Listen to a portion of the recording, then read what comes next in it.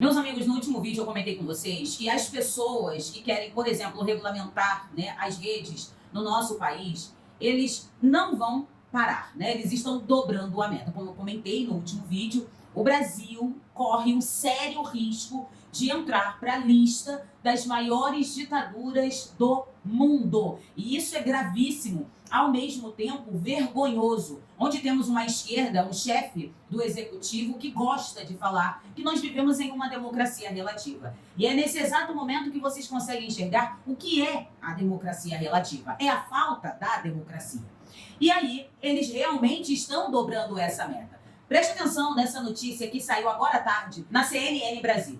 Supremas Cortes, sozinhas, não conseguem vencer extremismo, diz o Perdeu Mané. E essa fala, né, do Barroso foi durante uma cerimônia no Ministério das Relações Exteriores, onde ele foi condecorado com a Ordem do Rio Branco. E a direita sempre deixou claro que não é somente uma instituição ou uma pessoa ou algumas pessoas que fomentam esse tipo de comportamento onde uma parte da sociedade não tem direito de existir politicamente. É necessário que exista um grupo de vários setores para que isso seja colocado de forma efetiva. E foi exatamente isso que o iluminado deste Brasil deixou muito claro. Vejam esse trecho da matéria. Abre aspas.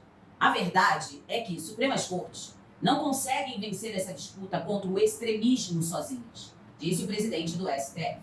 Portanto, o que houve no Brasil foi uma reação, um sentimento majoritário da sociedade com a preservação democrática, a sociedade civil, a imprensa, boa parte da classe política. Quando ele diz que teve uma ação conjunta ali, né, de uma parte da sociedade civil, é claro que ele está falando daquela minoria barulhenta que é a esquerda. Que eles, quem são as pessoas que abraçam a causa de algumas pessoas dentro da nossa política, onde essas pessoas não aceitam opiniões divergentes. E eles gostam muito de usar a palavra democracia, democrático, enfim, da mesma forma que ele usou exatamente nesse trecho, dizendo que eles foram as pessoas que mantiveram a democracia no Brasil. Mas eu pergunto a você que está me assistindo, e eu gostaria que você respondesse aqui nos comentários. Você acha mesmo que é democrático só um lado ter voz? É democrático só algumas pessoas terem o direito de falar aquilo que pensam,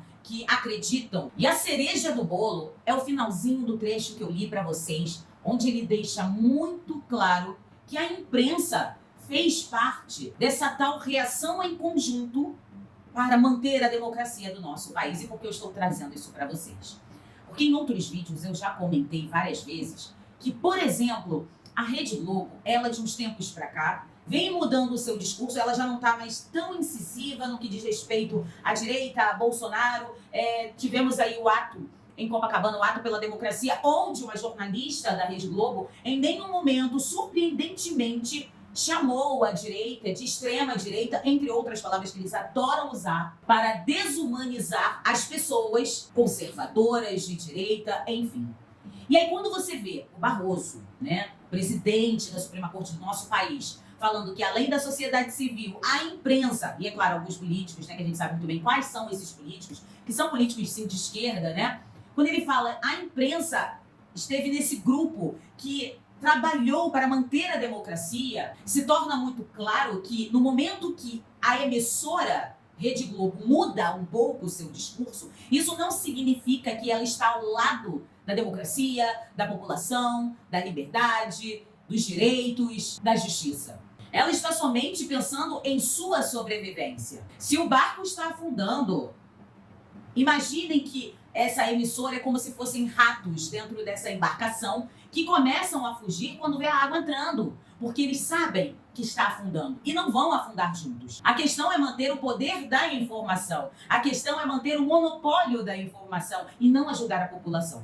Então, a partir do momento que nós vemos o presidente da nossa Suprema Corte deixando muito claro o que a gente sempre falou, isso significa que em nenhum momento devemos acreditar na mudança desse discurso, mesmo que seja em medidas pequenas, como se eles tivessem do nada acordado de manhã e lembrado que devem lutar pela democracia, devem fazer o seu trabalho de jornalista, que é informar a população e não desinformar a população. Devemos observar a seguinte situação. É muito interessante porque muitas pessoas de direita, né, muitos conservadores, acabaram naquele inquérito lá do Cabeça de Ovo, simplesmente porque a primeira situação foi: existe um gabinete do ódio, existe, ou seja, um grupo que se articula para manter aquela ideia, para manter aquele discurso, e isso, segundo algumas pessoas, né, de instituições muito importantes do nosso país, interpretaram como um ato antidemocrático que deve ser combatido e eliminado do nosso país. Mas aí, por um outro lado, nós vemos essa pessoa falando que existe um grupo que articulou para tentar ajudar a democracia, para manter a democracia, porque a Suprema Corte ela não pode trabalhar sozinha e por isso, né, interpretando aqui, deve existir um grupo em conjunto, em um único pensamento e propósito. É nesse exato momento que você consegue entender a tal democracia relativa. Se um lado, né, se junta supostamente, né, tem muitas pessoas que foram acusadas de serem ligadas umas às outras e nem se conhecem. Mas se um grupo de pessoas começam a se unir para manter a sua ideia, o seu propósito, a sua opinião sobre a ideia de mundo que ela tem, esse grupo aqui não faz parte do nosso, então é antidemocrático. Mas se você começar a fazer parte do grupo dos vermelhos, aí tá tudo bem. Isso é democrático, isso é lutar pela democracia, tá tudo certo, nada vai acontecer. E o caminho que o Brasil está levando chegou a um ponto tão absurdo que eles não se escondem mais. Eles não fazem questão de ficarem calados, não colocarem certas partes importantes da nossa sociedade à luz. Pelo contrário, é isso mesmo que nós fizemos, todos nós nos unimos para fazer isso, isso e isso, para manter a tal democracia, né? A democracia que eles acreditam ser democracia, porque ainda tem isso, né? Democracia, ela tem um sentido, mas as pessoas, esses tipos de pessoas, pegam a palavra democracia, massificam essa palavra e tiram o sentido dessa palavra, desconstruindo o verdadeiro sentido de democracia. E aí, eles têm todo o aval de fazer o que quiser com ar de liberdade, com ares de democracia. Lembrando que o trabalho dos nossos iluminados não é lutar exatamente pela democracia, era guardar a Constituição, manter a Constituição tudo bonitinho, direitinho, e não lutar como se fosse um político eleito pelo povo. As coisas estão invertidas. O Brasil está de cabeça para baixo, está tudo bagunçado. Você já não sabe quem é responsável pelo quê, porque misturou tudo. Esse sentimento que nós tínhamos aqui no Brasil, de 3 poderes, cada um no seu quadrado, cada um fazendo o seu trabalho, já foi desconstruído há muito tempo. O que parece é que existe uma cúpula onde o poder está sendo centralizado.